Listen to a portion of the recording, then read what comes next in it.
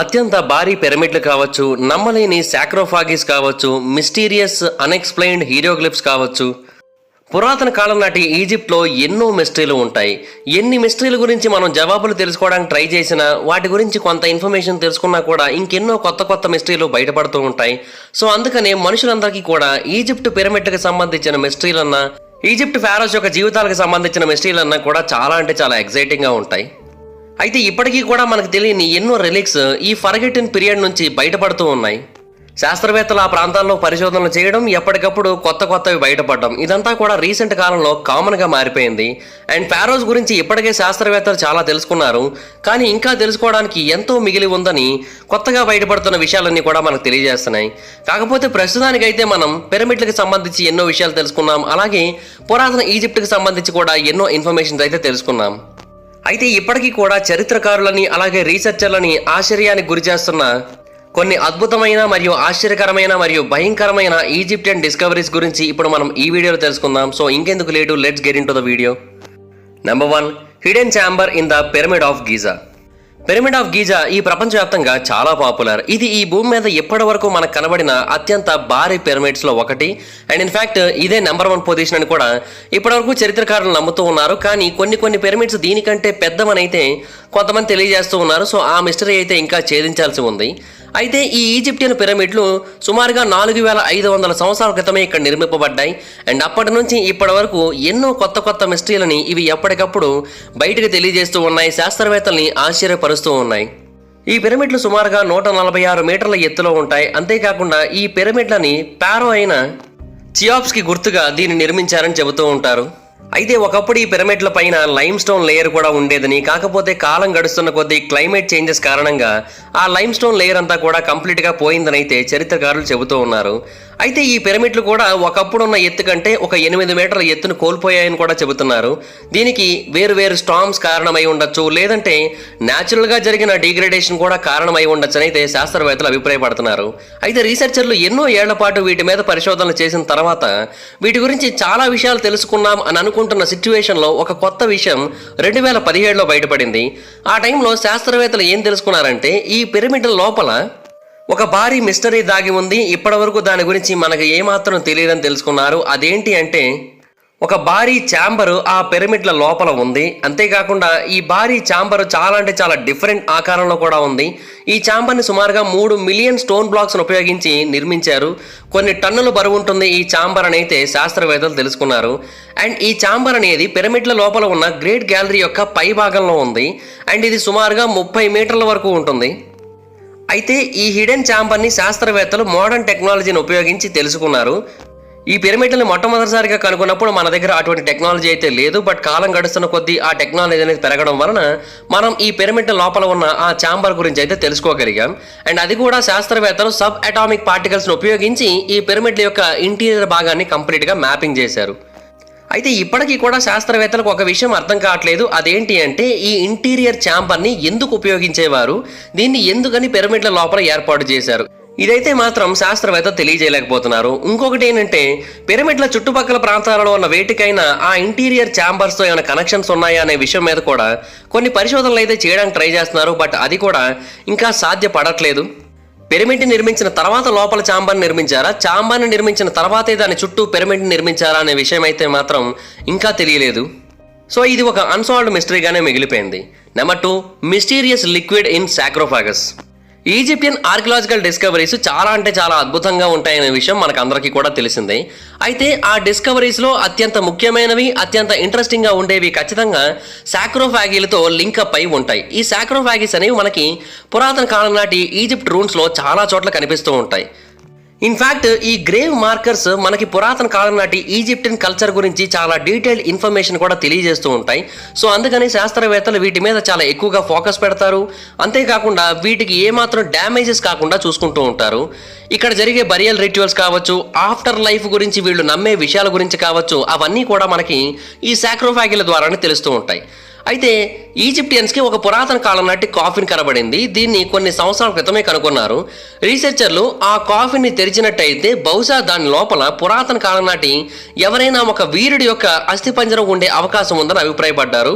కొంతమంది రీసెర్చర్లు ఏమనుకున్నారంటే ఆ కాఫిన్లో అలెగ్జాండర్ యొక్క శరీరం ఉండి ఉండొచ్చు అని అయితే అభిప్రాయపడ్డారు. సో ఆ ఉద్దేశంతోనే దాన్ని అయితే తెరిచారు. అయితే ఎక్స్పర్ట్స్ ఊహించినట్టుగా ఆ కాఫిన్లో అలెగ్జాండర్ యొక్క శరీరం అయితే లేదు. కానీ దానికి బదులుగా 3 శరీరాలు ఉన్నాయి. 1 కాదు 2 కాదు 3 శరీరాలని పక్క పక్కన ఇరుకుగా వేరే ప్లేస్ లేదన్నట్టుగానో లేదంటే అసలు టైం లేదన్నట్టుగానో పక్కపక్కన 3 శవాలను పడేసి ఈ ప్రాంతం మొత్తాన్ని కూడా సమాధి చేసేయడం జరిగింది. అయితే మరింత ఆశ్చర్యకరమైన విషయం ఏంటి అంటే ఈ 3 అస్థిపంజరాల చుట్టూ ఒక వింతైన లిక్విడ్ కనిపించింది. ఈ వింతైన లిక్విడ్ ఏంటనేది ఎవరికి కూడా అర్థం కాలేదు. అది చూడటానికి పూర్తిగా రెడ్ కలర్లో కనిపించింది. సో మొదట ఎవరైనా పురాతన కాలం నాటి మనుషుల యొక్క రక్తమా, లేదంటే ఆ 3 వ్యక్తుల యొక్క రక్తమా, లేదంటే ఏదైనా జంతువుల యొక్క రక్తంతో ఆ మనుషులందరినీ కూడా అలాగ సమాధి చేశారా అని అయితే కొంతమంది అభిప్రాయపడ్డారు. బట్ అదేది కూడా కరెక్ట్ కాదని తర్వాత తెలిసింది. అయితే మరికొంతమంది ఏమన్నారంటే ఇదేది కూడా రక్తం కాదు, ఈ సమాధిని పర్ఫెక్ట్గా సీల్ చేయకపోవడం వలన వర్షాలు పడినప్పుడు పైనుంచి నీరు వచ్చి ఈ ప్రాంతానికి చేరుకుంది. అండ్ ఎన్నో ఏళ్ల పాటు అలాగా శవాల చుట్టూ ఆ వర్షపు నీరు ఉండడం వలన ఆ వర్షపు నీరు రెడ్ కలర్లోకి మారిందని అయితే అభిప్రాయపడ్డారు. బట్ అది ఏంటనేది పూర్తిగా బయటకు తీసి టెస్ట్ చేసేంత వరకు తెలియదు కదా మనకి.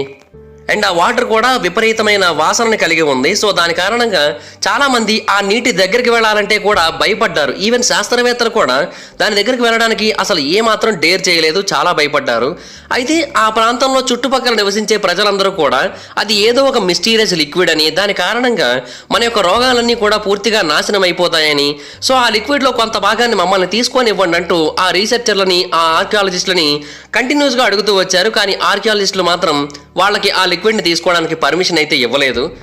ఎందుకంటే అది ఏదైనా ఒక దారుణమైన లిక్విడ్ అయి ఉండి దాని కారణంగా ఆ ప్రజల యొక్క ప్రాణాలు పోయినా, లేదంటే వాళ్ళకి ఏమైనా వింత వ్యాధులు వచ్చి వాళ్ళ నుంచి వేరే వాళ్ళకి స్ప్రెడ్ అయినా కూడా అదంతా కూడా వీళ్ల మీదకే వస్తుందన్న ఉద్దేశంతో రీసెర్చర్లు దానికైతే పర్మిషన్ ఇవ్వలేదు. అయితే ఆ లిక్విడ్ని బయటికి తీసుకొని వచ్చి పూర్తిగా టెస్ట్ చేస్తే అప్పుడు తెలిసిన విషయం ఏంటంటే అది ఒక సూయేజ్ వాటర్. అది ఇంకెక్కడి నుంచో ఆ సమాధిలోకి కంటిన్యూస్గా లీక్ అవుతూ వచ్చింది. అలాగే ఏళ్ల పాటు లీక్ అవుతూ ఉండడం వలన అది చాలా దారుణమైన వాసన కలిగి ఉంది. అంతే తప్ప అదైతే ఎటువంటి రక్తం కాదు, దాని గురించి భయపడాల్సిన అవసరం లేదని తెలియజేశారు. కాకపోతే ఆ 3 శరీరాలు కూడా ఖచ్చితంగా ఎవరో ఒక వారియర్స్వే అయి ఉండొచ్చనైతే అభిప్రాయపడ్డారు. ఎందుకంటే ఆ 3 యొక్క అస్థిపంజరాల్లో ఒక అస్థిపంజరం యొక్క స్కల్కి బాణం కారణంగా అయినా పెద్ద గాయం ఉంది. సో డెఫినెట్గా యుద్ధం చేస్తున్న టైంలో అతనికి ఈ గాయమయ్యి అతను చనిపోయి ఉండొచ్చని అయితే శాస్త్రవేత్తలు అభిప్రాయపడ్డారు. Number 3, Heraklion. ఈజిప్ట్ పిరమిడ్ల గురించి మొదట్లో అందరూ ఏమనేవారంటే వాటి గురించి ఎప్పటికీ మనం పూర్తిగా తెలుసుకోలేము, వాటి లోపల వాటి పైన ఏముందో తెలుసుకునే టెక్నాలజీ మనకి ఎప్పటికీ రాదన్నారు. కానీ టెక్నాలజీ విపరీతంగా పెరిగింది, ఈ పిరమిడ్ల లోపల పైన ఏముందో మనకి తెలిసేలా చేసింది. అలాగే ఒకప్పుడు కొంతమంది కొన్ని నగరాల గురించి ఒకలా అనుకునేవారు, అంటే వాటి గురించి ఎప్పటికీ కూడా మనకి ఏమీ తెలియదు అనుకునేవారు. ఆ నగరాలు ఏంటంటే హెరాక్లియోన్, క్యానపస్. ఈ 2 కూడా ఒకప్పటి కాలంలో ఈ పిరమిడ్ల చుట్టుపక్కల ప్రాంతాల్లోనే ఉండేవని, ఈ 2 నగరాలు కూడా ఒకప్పటి కాలం నాటి ఈజిప్ట్లో అత్యంత ముఖ్యమైన నగరాలని చాలా మంది నమ్ముతూ వచ్చారు. ఇంకొకటి ఏంటంటే ఈ ప్రాంతంలోనే చాలా పెద్ద మొత్తంలో వస్తు మార్పిడి జరిగేదని, ఎన్నో దేశాలు ఈ ప్రాంతం నుంచే ఈజిప్టుతో వర్తకం చేసేవని కూడా చాలా మంది అభిప్రాయపడుతూ వచ్చారు. కాకపోతే విపరీతంగా పెరిగిన సముద్ర మట్టం కారణంగా, లేదంటే ఒకసారి వచ్చిన సునామీ కారణంగా ఈ నగరం పూర్తిగా సముద్రం కిందకి వెళ్ళిపోయిందని అయితే చాలా మంది తెలియజేస్తూ వచ్చారు. అండ్ ఎప్పటికప్పుడు వీటికి సంబంధించిన ఆర్టిఫాక్ట్స్ బయటపడుతూ ఈ నగరాలు ఉన్నాయనే విషయాన్ని మనకి గుర్తు చేస్తూ వచ్చాయి.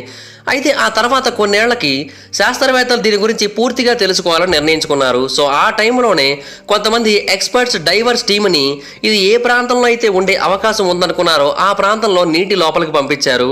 అండ్ ఆ డైవర్స్ నీటి లోపల చాలా లోతుకు వెళ్ళిన తర్వాత వాళ్ళకి అక్కడ ఒక పురాతన కాలం నాటి దేవాలయం కనిపించింది. ఇది నీటి లోపల చాలా లోతులో ఉంది. అండ్ ఆ ఆలయం నుంచి కొన్ని వేరువేరు సెరామిక్ ఆర్టిఫాక్ట్స్ని కూడా వాళ్ళు బయటకు తీసుకొని వచ్చారు. అలాగే కొన్ని బ్రాంజ్ కాయిన్స్ని కూడా వాళ్ళు బయటికి తీసుకొని వచ్చారు. అవి కూడా కొన్ని వేరువేరు బాక్సులతో తీసుకొని వచ్చారు. ఆ బ్రాంజ్ కాయిన్స్ చాలా అంటే చాలా విలువైనవి. ఇప్పటి కాలంలో ఒక్కొక్క కాయిన్ కూడా సుమారుగా $30,000 నుంచి $50,000 వరకు పలుకుతుందని అయితే శాస్త్రవేత్తలు తెలియజేశారు. అయితే ఆర్కియాలజిస్టులు మెల్లిమెల్లిగా ఈ సిటీ గురించి పూర్తి ఇన్ఫర్మేషన్ తెలుసుకోవడానికి ట్రై చేస్తున్నారు. సో దీనిని బట్టి చూస్తే అంతకుముందు మనం అనుకున్న దానికంటే ఈ నగరం పెద్దగా ఉండే అవకాశం ఉందని అయితే మొదట శాస్త్రవేత్తలు తెలియజేశారు. అయితే ఆ తర్వాత ఆ టెంపుల్ మాత్రమే కాకుండా ఇంకా తెలిసే అవకాశం ఉందన్న ఉద్దేశంతో ఆ రీసెర్చ్ని అలా కంటిన్యూ చేశారు. ఆ టైంలో ఇంకా ఎన్నో పురాతన కాలం నాటి ఆర్టిఫాక్ట్స్ బయటపడ్డాయి.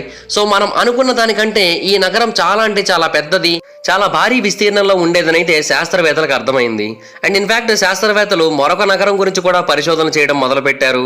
దానికి సంబంధించి కూడా కొన్ని డజన్ల కొద్ది కాయిన్లు అయితే దొరికాయి. అండ్ అవన్నీ కూడా చాలా అంటే చాలా విలువైన కాయిన్స్ అని శాస్త్రవేత్తలు తెలియజేశారు. ఇంకొకటి ఏంటంటే వీటిని కొన్ని వేల సంవత్సరాల క్రితమే తయారు చేసినప్పటికీ కూడా ఇప్పటికీ అవి చెక్కు చెదరకుండా ఉన్నాయి, ఎన్నో ఏళ్ల పాటు నీటిలో ఉన్నా కూడా. సో అప్పటి కాలం నాటి వ్యక్తుల యొక్క అద్భుతమైన క్వాలిటీ మ్యానుఫ్యాక్చరింగ్ ప్రాసెస్ గురించి కూడా మనకి ఈ కాయిన్స్ తెలియజేయచ్చని శాస్త్రవేత్తలు అభిప్రాయపడ్డారు. Number 4, light bulbs from Dendera. పురాతన కాలం నాటి ఈజిప్టియన్స్ ఎవరు కూడా వాళ్ళ యొక్క చరిత్ర మొత్తాన్ని మనకి పుస్తకాల రూపంలో అందించలేదు. కానీ వాళ్ళ యొక్క చరిత్రని కొన్ని వేరు హీరోగ్లిఫ్స్ రూపంలో మనకు అందించారు. అంటే వాళ్ళ యొక్క ఇన్ఫర్మేషన్ని మనకి ఎలాగైనా సరే తెలియజేయాలన్న ఉద్దేశంతో వేరు రకాల కల్చర్స్ గురించి, వేరు రకాల డైలీ లైఫ్స్ గురించి మనకి తెలియని ఇన్ఫర్మేషన్ని ఎన్నో రకాల హీరోగ్లిఫ్స్ రూపంలో మనకైతే తెలియజేశారు.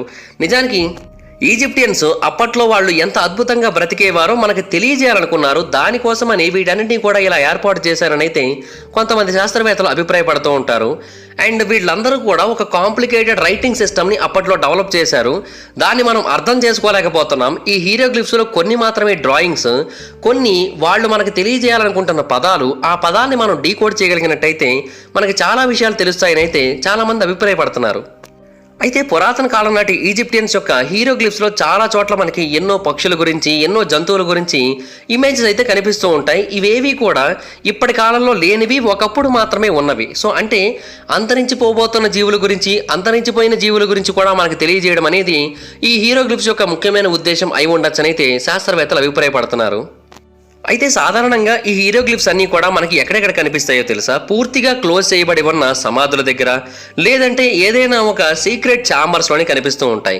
సో ఇటువంటి సీక్రెట్ ఛాంబర్స్లో సాధారణంగా వెలుతురు అనేది అసలు ఏమాత్రం రాదు. కాబట్టి ఈధర్ వాళ్ళ దగ్గర ఉన్న వెలుతురును ఉపయోగించో, లేదంటే ఏదైనా ఒక సీక్రెట్ టెక్నాలజీని ఉపయోగించి కాంతి మొత్తాన్ని కూడా స్ప్రెడ్ అయ్యేటట్టుగా చేసి అప్పుడు మాత్రమే ఈ హీరోగ్లిఫ్స్ని వాళ్ళు చెక్కి ఉండాలి.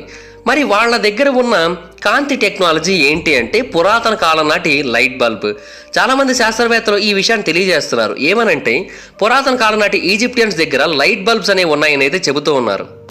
అయితే మన దగ్గర ఉన్న లైట్ బల్బ్స్ లాంటివి కాకుండా వాళ్ళ దగ్గర కొన్ని వేరు రకాల లైట్ బల్బ్స్ అనేవి ఉండేవని, చాలా హీరోగ్లిఫ్స్లో మనకి పాము ఆకారంలో ఒకటి కనిపిస్తూ దాని చుట్టుపక్కల ప్రాంతాల్లో ఒక ఆబ్జెక్ట్ వంటిది ఉంటూ దాని వెనకాదల భాగంలో ఒక వైరు వంటిది ఉంటుందని, సో డెఫినెట్గా ఆ మధ్యలో పాము ఆకారంలో కనిపించేది ఫిలమెంట్ అని, దాని చుట్టూ ఉండేది బల్బ్ అని, వెనక ఉన్న వైరు పవర్ని సప్లై చేయడానికి ఉపయోగపడేదని అయితే శాస్త్రవేత్తలు తెలియజేస్తున్నారు. అయితే ప్రస్తుతానికి ఇదంతా కూడా శాస్త్రవేత్తల యొక్క థియరీగానే మిగిలింది. దీనికి ఎవిడెన్స్ అయితే మాత్రం ఎవరి దగ్గర కూడా లేదు. కానీ ఇది నిజమే అయి ఉండొచ్చని అయితే కొంతమంది అభిప్రాయపడుతూ ఉంటారు. కాదు, అబద్ధమని మరికొంతమంది నమ్ముతూ ఉంటారు. సో దానికి సంబంధించి ఒక ప్రాపర్ ఎవిడెన్స్ దొరికేంత వరకు మనమైతే దీన్ని పూర్తి స్థాయిలో అబద్ధమని కొట్టి పారేయలేము. ఎవిడెన్స్ లేకపోయినంత మాత్రాన అది నిజం కాకుండా పోదు కదా. ఎందుకంటే పురాతన కాలం నాటి ఎన్నో ఈజిప్టియన్ టెంపుల్స్లో ఈ కార్వింగ్స్ అయితే ఉన్నాయి, ఇటువంటి వింత కార్వింగ్స్.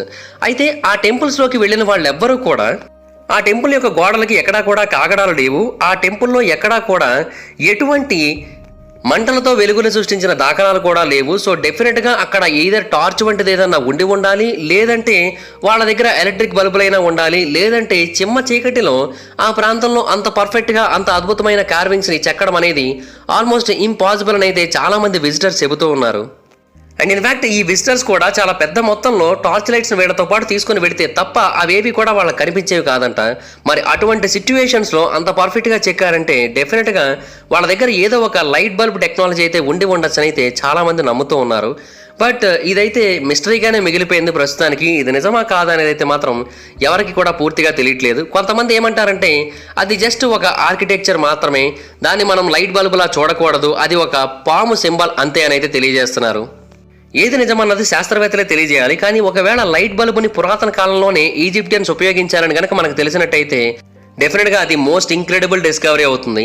అండ్ రీసెర్చర్లు ఇంకొక విషయాన్ని కూడా చెబుతున్నారు. అదేంటంటే పిరమిడ్లు కూడా ఖచ్చితంగా ఎలక్ట్రోమాగ్నెటిక్ ఎనర్జీ పవర్ని ఉపయోగించే ఈ పర్ఫెక్ట్ షేప్లో నిర్మింపబడ్డాయని అయితే అభిప్రాయపడుతున్నారు. అంటే ప్రకృతిలోని కొన్ని ఫోర్సెస్ని బలవంతంగా ఉపయోగించి ఈ పిరమిడ్లను ఇంత పర్ఫెక్ట్గా వచ్చేటట్టుగా చేశారని, సో పురాతన కాలం నాటి ఈజిప్టియన్స్ దగ్గర చాలా రకాల పవర్స్ ఉండేవని, వాటిలో ఎలక్ట్రిక్ బల్బ్ కూడా ఒకటరైతే చాలామంది నమ్ముతూ ఉన్నారు. దీని గురించి ప్రస్తుతానికి రష్యన్ రీసెర్చ్ డిపార్ట్మెంట్స్ వాళ్ళు చాలా రకాల పరిశోధనలు అయితే చేస్తున్నారు. అండ్ వాళ్ళు పిరమిడ్ల వంటి కొన్ని మోడల్స్ని రీకన్స్ట్రక్టింగ్ చేసి మరీ పరిశోధనలు అయితే చేస్తూ ఉన్నారు. సో ఏదో ఒక రోజు వీటన్నిటి యొక్క మిస్టరీ డెఫినెట్గా బయటకు వస్తుందనడంలో అసలు ఏమాత్రం సందేహం అయితే లేదు. Number 5, the lost city of Aten. దీన్ని ఏటన్ అని కూడా పిలుస్తూ ఉంటారు. ఈ ఆటన్ నగరం గురించి మనం చాలా విషయాలు తెలుసుకోవాల్సి ఉంటుంది.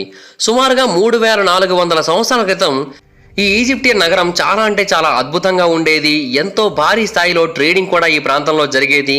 ఎంతో మంది మనుషులు ఈ ప్రాంతంలో నివసించేవారు. అండ్ ఇది లగ్జర్ టౌన్కి కేవలం 5 కిలోమీటర్ల దూరంలో మాత్రమే ఉంది. ఈజిప్టియన్ సన్ గాడ్ యొక్క పేరు మీదుగా దీనికి ఈ పేరైతే పెట్టారు. అయితే ప్రస్తుతం ఈ నగరం పూర్తిగా అంతరించిపోయింది. ఈ నగరంలో మనుషులు ఎవరూ లేరు, కేవలం శిథిలాలు మాత్రమే ఉన్నాయి. అయితే ఎన్నో ఏళ్లుగా ఈ నగరంలో కూడా పరిశోధనలు అయితే జరుగుతూ ఉన్నాయి. ఇక్కడ మీకు కనిపిస్తున్న ఇటుక దిమ్మలన్నీ కూడా ఆ నగరానికి చెందినవే. 2020లో లాక్డౌన్ టైంలో కూడా రీసెర్చర్లు ఈ ప్రాంతంలో తమ యొక్క పరిశోధనల్ని ఆపలేదు. డెఫినెట్గా ఈ ప్రాంతంలో ఏదో ఒక విషయం మనకి తెలుస్తుంది. ఒకప్పటి కాలం నాటి ఈజిప్టియన్ లైఫ్ ఎగ్జాక్ట్గా ఎలా ఉండేదో ఈ నగరం మనకి తెలియజేసే అవకాశం ఉందనైతే చాలా మంది శాస్త్రవేత్తలు నమ్ముతూ ఉన్నారు. సో అందుకని ఈ నగరం మీద ఎట్టి పరిస్థితుల్లోని కూడా పరిశోధనలు అయితే ఆపట్లేదు. అండ్ కొంతమంది ఏమని నమ్ముతున్నారంటే ఈ నగరం ఈ ప్రపంచంలోని అత్యంత భారీ మెట్రోపాలిస్ నగరాలలో ఒకటనైతే అభిప్రాయపడుతున్నారు. అండ్ ఈజిప్ట్ మొత్తానికి కూడా ఇదే ఖచ్చితంగా ఎపీ సెంటర్ కూడా అయ్యే అవకాశాలు ఉన్నాయని కూడా శాస్త్రవేత్తలు తెలియజేస్తున్నారు. అండ్ ఇంకొకటి ఏంటంటే ఇది ఇంత భారీ స్థాయిలో ఎందుకని వెలివేయబడింది, ఎందుకని ఇంత భారీ స్థాయిలో ఇది నాశనం అయిపోయింది, ఈ విషయాలను కూడా మనం తెలుసుకోవాల్సి ఉంటుంది. ఇంతకుముందు మనం చెప్పుకున్న 2 నగరాలు మునిగిపోవడానికి కారణమైన సముద్రమే ఈ నగరాన్ని కూడా నాశనం చేసేసిందా, అది కూడా మనం తెలుసుకోవాల్సి ఉంటుంది. ఈ నగరం గురించి మనం ఎంత ఇన్ఫర్మేషన్ తెలుసుకోగలిగితే ఈజిప్టియన్ కల్చర్ గురించి అంత ఇన్ఫర్మేషన్ తెలుసుకోవచ్చని అయితే చాలా మంది శాస్త్రవేత్తలు నమ్ముతున్నారు. సో అందుకని ఎన్ని అడ్డంకులు ఎదురైనప్పటికీ కూడా ఈ నగరం మీద వాళ్ళ యొక్క పరిశోధనలు అయితే ఆపట్లేదు. ఏదో ఒక రోజు దీని యొక్క ఇన్ఫర్మేషన్ మనకి పూర్తి స్థాయిలో తెలుస్తుంది. అప్పుడు మనకి పురాతన కాలం నాటి ఈజిప్టియన్ రూలర్స్ యొక్క ఇన్ఫర్మేషన్ కూడా తెలుస్తుంది. దానిని బట్టి మనం ఎంతో మంది రాజుల గురించి, వాళ్ళ యొక్క వింతైన ఆచారాల గురించి, వాళ్ళ యొక్క విధానాల గురించి, అన్నిటి గురించి తెలుసుకునే అవకాశం ఉందని అయితే నమ్ముతూ ఉన్నారు. సో ఇంకా పరిశోధనలు అయితే జరుగుతున్నాయి దీని గురించి. చూడాలి మరి ఎప్పటికైనా సరే దీని గురించి ఇన్ఫర్మేషన్ బయటకు వస్తుందో లేదో మరి. సో గైస్ చూశారు కదా, ఇవి ఈజిప్ట్కి సంబంధించిన 5 మిస్టరీలు. వీటిలో మీకు ఏది చాలా మిస్టీరియస్గా అనిపించిందో కింద కామెంట్ సెక్షన్లో తెలియజేయండి. ఈ వీడియో కనుక మీకు నచ్చినట్టయితే డెఫినెట్గా లైక్ చేయండి, మీ ఫ్రెండ్స్కి ఫ్యామిలీ మెంబర్స్కి షేర్ చేయండి. ఇప్పటివరకు ఎవరైనా సరే మన ఛానల్ని సబ్స్క్రైబ్ చేసుకోకపోతే ఇప్పుడే సబ్స్క్రైబ్ చేసుకోండి. పక్కనే ఉన్న బెల్ ఐకాన్ క్లిక్ చేసి ఆల్లో పెట్టుకోండి. ఆల్లో పెట్టుకోవడం చాలా ఇంపార్టెంట్, ఎందుకంటే ఆల్లో పెడితేనే మన వీడియో యొక్క నోటిఫికేషన్స్ అన్నీ కూడా మీకు వస్తాయి. తప్పకుండా మీరు వాటిని చూడొచ్చు మిస్ అవ్వకుండా. అలాగే ఎవరైనా మన ఛానల్కి సపోర్ట్ చేయాలనుకుంటే కింద సబ్స్క్రైబ్ బటన్ పక్కన జాయిన్ బటన్ ఉంటుంది. దాని మీద క్లిక్ చేసి మీకు తోచినంత అమౌంట్తో మన ఛానల్లో మెంబర్షిప్ తీసుకొని జాయిన్ అవ్వచ్చు. అలాగే లైక్ షేర్ బటన్ పక్కన దాని మీద క్లిక్ చేసి కూడా మీకు తోచినంత అమౌంట్తో ఈ వీడియోకి మీరు థ్యాంక్స్ తెలియజేయచ్చు. అలాగే నా ఇన్స్టాగ్రామ్ యొక్క లింక్ కింద డిస్క్రిప్షన్లో ఇచ్చారు, దాని మీద క్లిక్ చేసి నన్ను ఇన్స్టాగ్రామ్లో ఫాలో అవ్వండి. అలాగే మీరు ఏదైనా ఒక టాపిక్ గురించి నేను వీడియో చేయమని అడగాలనుకున్నా కూడా నన్ను ఇన్స్టాగ్రామ్లో ఫాలో అయ్యి నాకు అక్కడ మెసేజ్ చేయండి. నేను దాని గురించి వీడియో చేయడానికి ట్రై చేస్తాను. Thank you guys, bye bye now, meet you on next video.